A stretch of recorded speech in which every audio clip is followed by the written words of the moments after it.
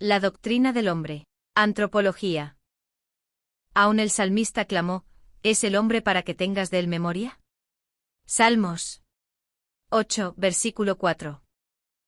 Pero cuando nos detenemos a pensar que el hombre es una creación de Dios, Génesis 1, versículo 27, que el hombre redimido es hechura de Dios, Efesios 2, versículo 10, y que la humanidad redimida es la herencia de Dios, Efesios 1, versículo 18. Carl Henry, un teólogo de renombre, escribió, ¿quién es el hombre? Esta extraordinaria criatura, cuya asombrosa conquista del espacio y el tiempo ha producido diccionarios sin abreviaciones con índice de la realidad en su totalidad, ha caído en frustración, irónicamente, cuando se define a sí mismo. Solo las escrituras dan una sólida y satisfactoria respuesta a la antigua pregunta, ¿quién es el hombre?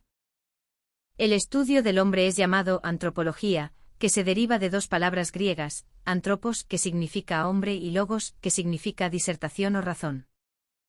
La antropología bíblica se refiere al hombre como creación de Dios, al hombre como pecador apartado de Dios por desobediencia voluntaria, y al hombre como objeto de la gracia redentora de Dios. La antropología científica, de acuerdo con Webster, es el estudio del hombre, especialmente en la variedad, características físicas y culturales, distribución, costumbres, relaciones sociales, etc., del género humano. Estudiaremos al hombre como lo describen las Escrituras. El salmista hace la pregunta, ¿qué es el hombre?, y responde de la siguiente manera, le has hecho poco menor que los ángeles, y lo coronaste de gloria y de honra. Le hiciste señorear sobre las obras de tus manos, todo lo pusiste debajo de sus pies. Salmista 8, versículos 5 y 6. Pero luego el hombre desobedeció y fue destituido de la gloria de Dios, por eso, cuando el escritor de Hebreos citó del capítulo 8 de Salmos, agregó, pero todavía no vemos que todas las cosas le sean sujetas. Pero vemos a aquel que fue hecho un poco menor que los ángeles, a Jesús coronado de gloria y de honra, a causa del padecimiento de la muerte, para que por la gracia de Dios gustase la muerte por todos. Hebreos 2, versículos 8b y 9. El siguiente estudio bíblico del hombre se agrupará bajo estas categorías. 1. El hombre creado por Dios. 2. El hombre resultado del propósito divino. 3. El hombre creado a la imagen de Dios. 4. El hombre creado como un alma viviente. 5. El estado primitivo del hombre. 6. La caída del hombre y 7. El hombre en el estado de gracia. El hombre fue creado por Dios. No evolucionado de formas primitivas de vida. La Biblia atribuye el origen del hombre a un acto de creación directa de Dios. Y creó Dios al hombre a su imagen. Génesis 1, versículo 27. Entonces Jehová Dios formó al hombre del polvo de la tierra, y sopló en su nariz aliento de vida, y fue el hombre un ser viviente. Génesis 2, 7. En nuestro sistema de educación, se enseña a los alumnos que el hombre evolucionó de animales primitivos, y que toda vida en una vasta expansión de tiempo vino de una única forma de vida que surgió de un origen desconocido. Maestros honestos admiten que la teoría de evolución es, en realidad, solo una teoría o hipótesis avanzada para explicar orígenes sin introducir lo sobrenatural, lo cual la ciencia no puede estudiar. La teoría de la evolución es generalmente atribuida a Charles Darwin, quien primero popularizó la hipótesis en la mitad del siglo XIX. Su teoría fue recibida por materialistas en todas partes.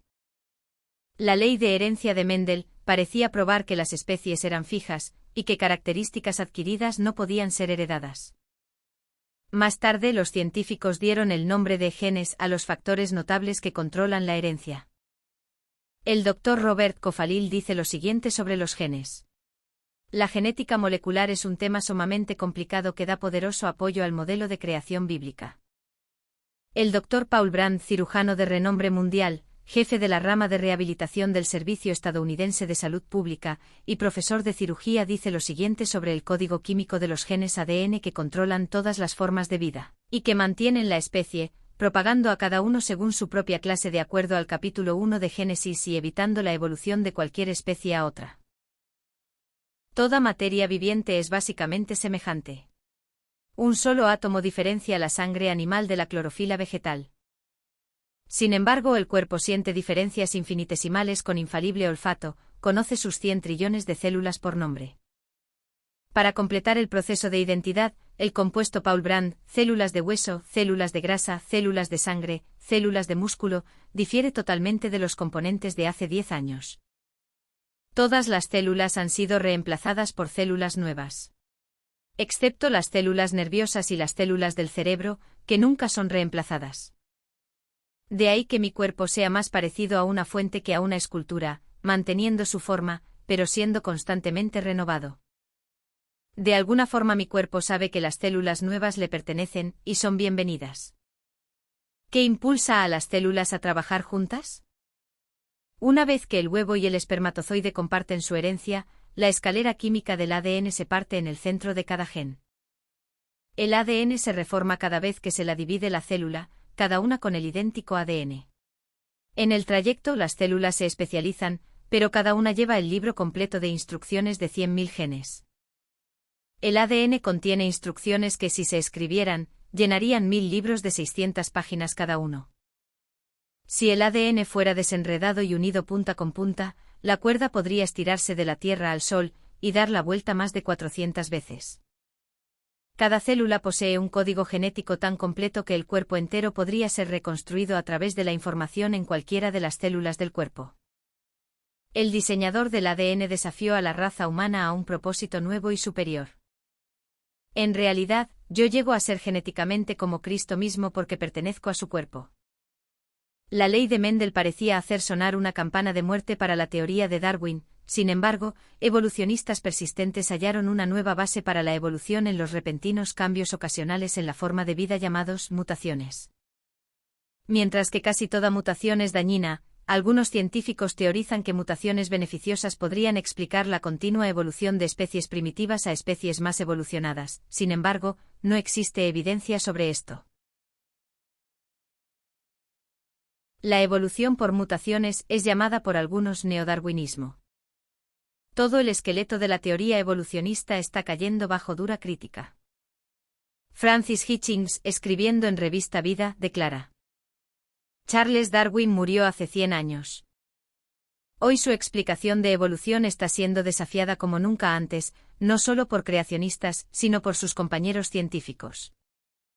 100 años más allá de Darwin, la teoría de la evolución todavía no está comprobada y no contribuye en nada a la dignidad del hombre. Para el materialista, es una fe sin Dios. Pero no todos los evolucionistas son materialistas o agnósticos. Existen los evolucionistas teísticos que creen que la evolución fue el método que Dios empleó para crear toda vida.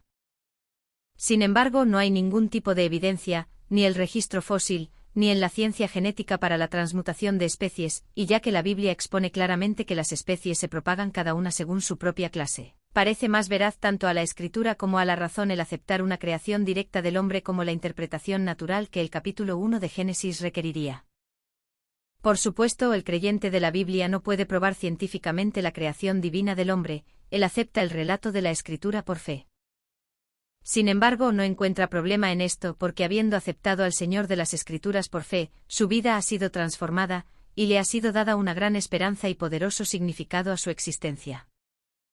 La fe valiente del creyente le informa acerca de su origen significativo y su destino celestial.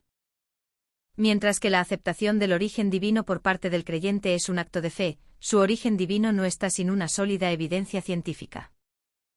No es el propósito de este libro tratar con la ciencia física, sino la doctrina bíblica. Sin embargo, esta cita por parte de científicos cierra aptamente esta subdivisión.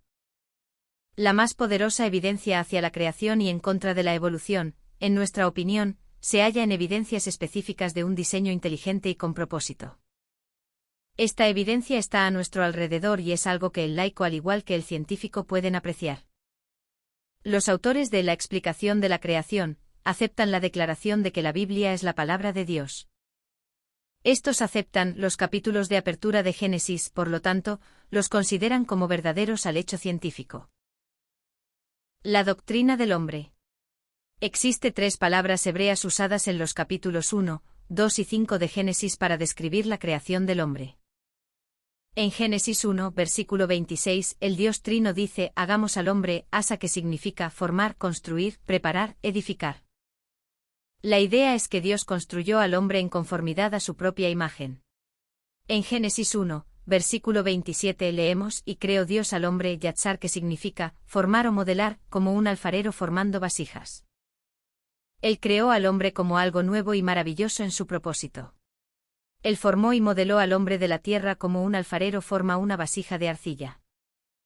El polvo de la tierra identifica al hombre con la escena de su caída y su redención. El aliento de Dios identifica su origen con su hacedor y su intencionado destino celestial. El hombre es de la tierra, pero está destinado a tener comunión con Dios. La declaración de la creación del hombre no está confinada a 2 o 3 versículos, está afirmado a través de la Sagrada Escritura. En Génesis 5, 1b2a continúa: el día en que creó Bara, definida como la producción o ejecución de algo nuevo, raro y maravilloso.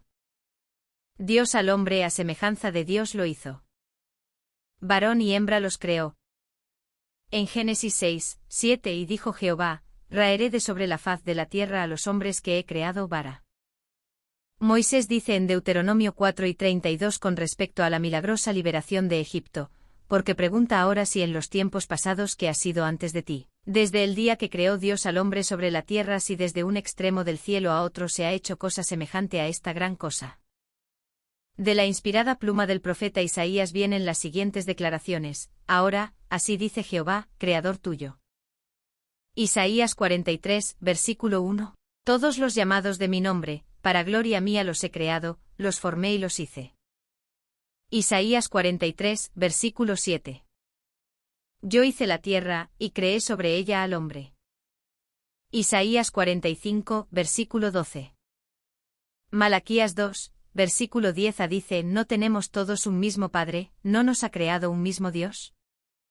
Es claramente declarado por los escritores del Nuevo Testamento que el hombre fue creado por Dios. Pablo dice: y revestido del nuevo, el cual conforme a la imagen del que lo creó se va renovando hasta el conocimiento pleno. Colosenses 3, versículo 10. El hombre es el resultado del propósito divino. El consejo de la Trinidad. El hombre no fue creado en la misma forma que las criaturas primitivas. Estas fueron creadas como resultado de la orden dada por Dios. Dios primero formó al hombre de la tierra, luego sopló dentro de él su aliento divino. Hubo algo de Dios mismo soplado dentro del hombre, demostrando que él estaba destinado a ser especial para el Creador sobre toda otra criatura terrestre. Isaías da la explicación del propósito del Señor en crear al hombre. Para gloria mía los he creado. Isaías 43, versículo 7. El hombre es el producto del propósito planeado de Dios de crear un ser para glorificarlo a él. A la luz de la afirmación deliberada de Dios en Génesis 1, versículo 26, existe la insinuación de un concilio de la Trinidad, el cual dijo: hagamos al hombre a nuestra imagen, conforme a nuestra semejanza, y señoree en toda la tierra. Comentando sobre Génesis 1, versículo 26, Leopold, el gran erudito luterano, dice: la exhortación hagamos naase es particularmente sorprendente porque es plural. Detrás de lo hablado yace la verdad de la Santa Trinidad, la cual, a medida que se hace clara en revelación, es la luz de una clara revelación posterior descubierta como contenida en este plural en un tipo de bosquejo oscuro. La obra del propósito creador de Dios. Pablo se refiere a este concilio del Dios Trino en Efesios 1, versículo 4 y 5 cuando dice: según nos escogió en él antes de la fundación del mundo, para que fuésemos santos y sin mancha delante de él, en amor. También en 2 de Timoteo 1, versículo 9. Quien nos salvó y llamó con llamamiento santo, no conforme a nuestras obras, sino según el propósito suyo y la gracia que nos fue dada en Cristo Jesús antes de los tiempos de los siglos. Las siguientes afirmaciones notables son dichas con respecto a la creación del hombre. El hombre es creado por Dios. Solo el hombre entre todos los seres creados recibió el aliento de Dios. El hombre está formado a la imagen de Dios. El hombre es creado para la gloria de Dios. El hombre fue planeado y diseñado en un concilio del Dios Trino.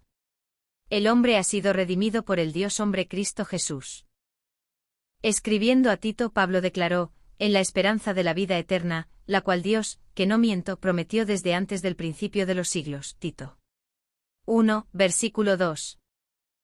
Ya que Dios no pudo haberle prometido nada al hombre antes del principio del mundo, debe haberle prometido a su Hijo Jesús, la redención y vida eterna del hombre. Jesús en su oración intercesora al Padre implica claramente esta verdad: Padre, aquellos que me has dado, quiero que donde yo estoy, también ellos estén conmigo para que vean mi gloria que me has dado, porque me has amado desde antes de la fundación del mundo. Juan 17, versículo 24. La pregunta ha sido hecha: si Dios en su presciencia sabía que el hombre caería, ¿por qué lo creó? No podemos por supuesto discernir los motivos de Dios, pero podemos estar seguros de que en el propósito divino estaba determinado que una humanidad a la imagen de Dios, aunque desobediente, redimida a través del Hijo Jesús, justificara el propósito de Dios. Este es un misterio que no podemos penetrar con nuestras mentes finitas, pero es claro que el hombre redimido en Cristo, el objeto del amor de Dios, cumple un alto propósito. Él es solo polvo de la tierra, pero es un potencial hijo de Dios. El hombre fue creado a la imagen de Dios. Las Escrituras nos dicen que el hombre fue creado a la imagen de Dios. En Génesis 1, versículo 26, el término semejanza es agregado, pero casi todos los comentaristas lo ven como un paralelismo hebreo introduciendo un sinónimo para enfatizar solamente, no para agregar significado. En ninguna parte de la Escritura se nos dice específicamente cuál es el significado de la imagen, por lo tanto, muchas explicaciones han sido ofrecidas. La siguiente es una lista de las interpretaciones más comunes de Imago Dei. El hombre fue conformado a una forma ideal que Dios posee. El dominio del hombre sobre la tierra y sus criaturas. La racionalidad del hombre y su habilidad de tener comunión con su Creador, la personalidad del hombre en intelecto, emoción y voluntad.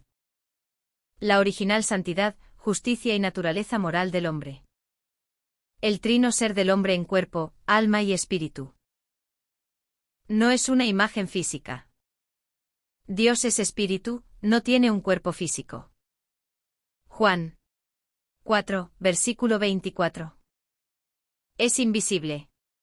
Colosenses 1, versículo 15. Aunque puede aparecer en forma humana como en el caso del ángel de Jehová, Génesis 17, versículo 18. Existe la suposición de que la postura erecta del hombre indica que éste fue modelado, según la imagen prototipo representada por el cuerpo glorificado de Cristo. Romanos 5, versículo 14 declara que Adán era una figura de Cristo. Sin embargo, Israel tenía expresamente prohibido hacer cualquier imagen grabada de Dios en forma humana, como si Dios fuera físicamente como el hombre. Es verdad que Jesús subsistió en la forma de Dios, sin embargo, cuando vino a la tierra tomó la forma de un siervo y fue hecho a la semejanza de hombre. Por lo tanto, su forma terrenal debe haber sido una gran condescendencia de su forma celestial. Filipenses 2, versículos 7 y 8.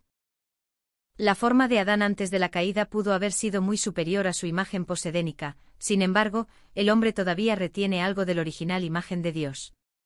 Santiago 3, versículo 9. Es una imagen personal. Creemos en un Dios personal. Uno que diseña, planea, comunica, tiene voluntad, y siente, es complacido y desagradado.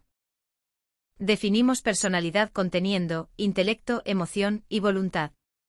Génesis 1, versículos 26 al 31. Atribuye estos componentes de personalidad a Dios. Intelecto en las palabras, entonces dijo Dios, voluntad y propósitos en la declaración, hagamos, y sentimiento o emoción en la oración, y vio Dios todo lo que había hecho, y he aquí que era bueno en gran manera. Tenemos cuidado aquí, porque la naturaleza de Dios va mucho más allá de nuestra comprensión, pero el Dios infinito es representado en toda la Escritura poseyendo características personales.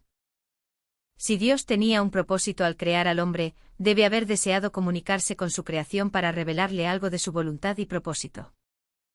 El Dios que dijo hagamos también dijo a su nación Israel: venid luego, dice Jehová, y estemos a cuenta. Isaías 1, versículo 18. El hombre es la única criatura terrestre capaz de razonar abstractamente, de crear, de innovar, de elegir como un agente libre, de comunicarse con Dios y adorarle. Las actividades de los animales, por otro lado, son instintivas, no libres. Es la capacidad del hombre de tener dominio y gobernar sobre las criaturas de la tierra lo que constituye la imagen divina. Podemos ver todavía esta imagen representada en la conquista del espacio por el hombre, su control sobre la energía atómica, la electricidad, otras fuerzas de la naturaleza, y el empleo de animales para hacer su trabajo. Parece haber una insinuación de esto en Génesis 1, versículos 28 al 31. Es una imagen moral. El hombre es un ser moral. Fue creado con un sentido de responsabilidad hacia su Hacedor. Cuando hace el bien su corazón lo asegura, cuando hace el mal su corazón lo condena. Primera de Juan 3, versículo 20 y 21. Debido a que el hombre es una criatura moral, Dios le dio su ley registrada en Éxodo 20, si violaba la ley, Dios no lo tendría como inocente. Éxodo 20, versículo 7. El hombre quien reprobó la prueba del Edén, también falló en guardar la ley, compartió la culpabilidad de Adán, al igual que la naturaleza pecaminosa adquirida por Adán. Solo el último Adán, Jesucristo, puede librar al hombre de la condenación y culpabilidad de su condición caída. Romanos 8, versículo 1. Como ser moral, el hombre tiene una conciencia. Existen aquellos que piensan que la conciencia no es una facultad separada, sino meramente el conocimiento de uno mismo con relación a una norma conocida del bien y el mal o el trabajo interno del intelecto, emoción y voluntad ante una norma moral. Sin embargo, parece claro en la Escritura y por experiencia, que el hombre verdaderamente posee una facultad de conciencia. El diccionario Webster define conciencia como un conocimiento o sentido del bien y el mal, con una compulsión a hacer el bien, juicio moral que se opone a la violación de un principio ético previamente conocido, y que lleva a sentimientos de culpabilidad si uno viola tal principio. Mientras que la palabra conciencia no se encuentra en el Antiguo Testamento, su obra es descrita en Levítico 5, versículo 3. En el Nuevo Testamento, la palabra conciencia aparece 31 veces. Se dice que la conciencia puede ser buena, débil, pura, insensible, corrompida, maligna, purificada. Se dice que ejecuta acciones, tales como dar testimonio y dar convicción. ¿Podrían tales acciones y características ser atribuidas a otra cosa que a una facultad distinguida? Parece ser que la conciencia es un instinto humano que le fue dado al hombre en el principio, porque tan pronto como pecó, el hombre se escondió. Sin duda, la conciencia interactúa con el intelecto, la emoción y la voluntad. Es una imagen social. Dios es amor. Él es amor en su naturaleza esencial, porque el amor es la expresión del Dios Trino, Padre, Hijo y Espíritu Santo. El hombre a la imagen de Dios fue creado como una criatura social que debe amar. Le fue dada inmediatamente una esposa, tomada de su costado para ser su igual, cerca de su corazón para ser amada, y debajo de su brazo para ser protegida por él. Le es ordenado multiplicar y fructificar la tierra, ser una familia y una familia de naciones. La ley fue dada para gobernar las relaciones sociales del hombre. De los 10 mandamientos, 6 tienen que ver con la relación del hombre con sus iguales. El hombre fue hecho para tener comunión con Dios, con su familia y con sus vecinos. Cuando el hombre perdió la comunión con Dios, sus relaciones humanas comenzaron a quebrarse. Considere que el primer hijo de Adán llegó a ser un asesino. El amor, Jesús nos dice, debe ser el motivo predominante del hombre redimido, quien, cuando es nacido de nuevo, se convierte en miembro de un cuerpo, el cuerpo de Cristo. Juan 13, versículos 34 y 35. El hombre fue creado como un alma viviente ser. De acuerdo con la Escritura inspirada, al hombre en la creación, Dios le dio 2 obsequios, un cuerpo formado del polvo y el aliento de Dios. Entonces Jehová Dios formó al hombre del polvo de la tierra, y sopló en su nariz aliento de vida, y fue el hombre un ser viviente. Génesis 2, versículo 7. Como resultado de la combinación creativa de un elemento terrenal y un elemento celestial, el hombre se convirtió en un ser viviente a la imagen de su Creador. Este comienza la vida en la tierra como vasija de barro, pero su destino designado es vida eterna en cuerpo glorificado. Dios le ha dado al hombre un cuerpo físico. Los griegos y muchos de los antiguos pensaban en el cuerpo como una prisión del alma y la fuente de todo mal. Los agnósticos, un culto cristiano falso, sostuvieron esta baja estima del cuerpo hasta el extremo de negar que Jesús tuvo un cuerpo físico. Para contrarrestar a estos agnósticos, Juan el apóstol previno acerca de aquellos que negaban que Jesús había venido en la carne, primera de Juan 4, versículos 1 al 3. Las Escrituras nos enseñan a honrar y respetar al cuerpo como creación de Dios. El que derramare sangre de hombre por el hombre su sangre será derramada, porque a imagen de Dios es hecho el hombre. Génesis 9, versículo 6. Es importante que el creyente conozca 10 hechos sobre el cuerpo humano en las Escrituras. 1. El cuerpo humano regresará al polvo. Es un cuerpo mortal que regresará al polvo del cual procedió, pues polvo eres y al polvo volverás. Génesis 3, versículo 19. Este pensamiento nos mantendrá humildes en la presencia de nuestro Dios. Cuando Abraham habló con Dios, él dijo: He aquí ahora que he comenzado a hablar a mi Señor, aunque soy polvo y ceniza. Génesis 18, versículo 27. El salmista nos recuerda que sin el aliento de Dios el hombre es solo polvo. Les quitas el hálito, dejan de ser, y vuelven al polvo. Salmos 104, versículo 29. 2. El cuerpo creado se convirtió en algo maravilloso. El hombre fue hecho de simple polvo, pero ese polvo en las manos de Dios se convirtió en algo maravillosamente hecho. Te alabaré, porque formidables, maravillosas son tus obras, estoy maravillado, y mi alma lo sabe muy bien.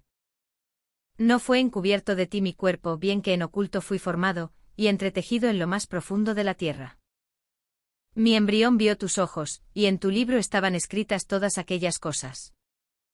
Salmos 139, 14, 16a. La ciencia recién está descubriendo cuán increíblemente maravilloso y complejo es el cuerpo humano. 3. El cuerpo es un tabernáculo temporal.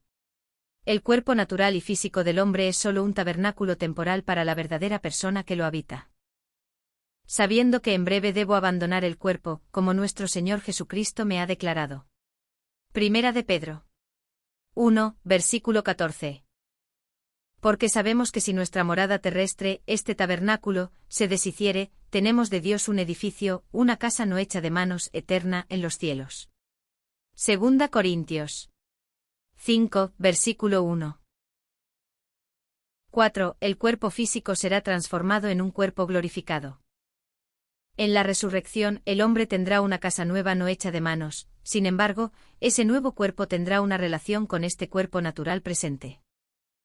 Pablo, disertando sobre la resurrección, dice: Se siembra cuerpo animal, resucitará cuerpo espiritual.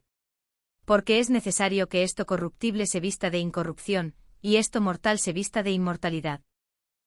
Primera de Corintios 15, versículos 44 y 53. Este cuerpo presente que vuelve al polvo será de alguna forma cambiado y transformado en un cuerpo glorificado. Jesús dijo: Los muertos oirán la voz del Hijo de Dios, y los que la oyeren vivirán. Juan 5, versículo 25. Pablo aseguró que los muertos en Cristo resucitarían primero. Primera de Tesalonicenses 4, versículo 16b. Pablo dice que la sangre y la carne no pueden heredar el reino de Dios. Primera de Corintios 15, versículo 50. Pero como Jesús en la resurrección tuvo un cuerpo palpable de carne y hueso, no sangre. Juan 20, versículo 27. Así también el cuerpo de resurrección del creyente tendrá una relación con el cuerpo terrenal, al igual que una planta está relacionada con la semilla de la cual procede.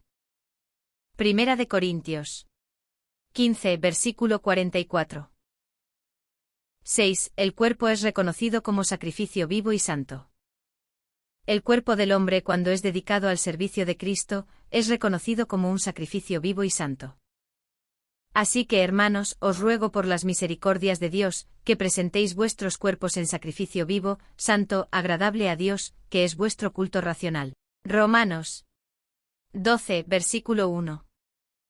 El adorador del Antiguo Testamento ofrecía sacrificios de animales muertos a Dios. El creyente en Cristo del Nuevo Testamento no ofrece un sacrificio muerto, sino una ofrenda viva de servicio consagrado, empleando el cuerpo en una vida y un ministerio cristiano. 5. El cuerpo es templo del Espíritu Santo. El cuerpo del hombre redimido es templo del Espíritu Santo, por lo tanto no debe ser un instrumento de pecado. ¿O ignoráis que vuestro cuerpo es el templo del Espíritu Santo, el cual está en vosotros, el cual tenéis de Dios, y que no sois vuestros? Porque habéis sido comprados por precio, glorificad, pues, a Dios en vuestro cuerpo y en vuestro espíritu, los cuales son de Dios. Primera de Corintios 6, versículos 19 y 20. 8. Beneficios en el cuerpo del creyente. El hombre redimido disfruta ciertos beneficios de la obra redentora de Cristo en su cuerpo, aun en este mundo. Mateo, describiendo sobre el ministerio de sanidad de Jesús, dijo: y cuando llegó la noche, trajeron a él muchos endemoniados, y con la palabra echó fuera los demonios, y sanó a todos los enfermos, para que se cumpliese lo dicho por el profeta Isaías, cuando dijo: él mismo tomó nuestras enfermedades y llevó nuestras dolencias. Mateo 8, versículos 16 y 17. Claramente la obra de la cruz logró algo para el cuerpo físico del hombre, soltando de él las ataduras de enfermedad. Jesús, luego dijo sobre el ministerio de aquellos que habrían de predicar el Evangelio: sobre los enfermos pondrán sus manos y sanarán. Marcos 16, versículo 18. Cuando la Iglesia fue establecida, la oración para sanidad física se convirtió en un sacramento. Santiago instruye: ¿está alguno enfermo entre vosotros? Llame a los ancianos de la Iglesia, y oren por él, ungiéndole con aceite en el nombre del Señor. Y la oración de fe salvará al enfermo, y el Señor lo levantará. Santiago 5, versículos 14 y 15a. Es manifestado en el capítulo 8 de Romanos que la obra redentora de Cristo y la habitación del Espíritu Santo dentro de nosotros trae beneficios presentes, aun al cuerpo. Y si el Espíritu de aquel que levantó de los muertos a Jesús mora en vosotros, el que levantó de los muertos a Cristo Jesús vivificará también vuestros cuerpos mortales por su Espíritu que mora en vosotros. Romanos 8, versículo 11. Algunos discutirán que esta vivificación se refiere a la última resurrección del cuerpo. Está visto que concierne a la experiencia presente en los siguientes hechos. Pablo está hablando de la victoria presente del creyente sobre la carne. Él se refiere a nuestros cuerpos mortales, no cuerpos muertos. Mortal significa sujeto a muerte. Antes del avivamiento de la resurrección, los cuerpos estarán muertos en los sepulcros no mortales. En Romanos 8, versículo 12, Pablo dice: así que, hermanos, deudores somos no a la carne, para que vivamos conforme a la carne. El argumento se refiere claramente al presente caminar en el Espíritu. Si el Espíritu libera del dominio carnal a través de la fe, también el Espíritu puede liberar de las flaquezas corporales a través de la fe. 9. El creyente será sometido a juicio. El creyente será juzgado ante el tribunal de Cristo con base en las cosas hechas en el cuerpo. Porque es necesario que todos nosotros comparezcamos ante el tribunal de Cristo, para que cada uno reciba según lo que haya hecho mientras estaba en el cuerpo, sea bueno o sea malo. Segunda de Corintios 5, versículo 10. El juicio mencionado arriba es un juicio de obras, no de condenación. Primera de Corintios 3, versículos 11 al 15. El grado de recompensa está basado en las cosas hechas en el cuerpo. Por supuesto es el alma la que peca, pero el pecado es ejecutado por el cuerpo y sus miembros. Pablo dijo: sino que golpeo mi cuerpo y lo pongo en servidumbre, no sea que habiendo sido heraldo para otros, yo mismo venga a ser eliminado. Primera de Corintios 9, versículo 27. 7. El cuerpo es un arma en contra de Satanás. El hombre redimido puede emplear su cuerpo como un arma en contra de Satanás. Pablo urge al creyente a usar su cuerpo como un arma en contra de Satanás y para Dios.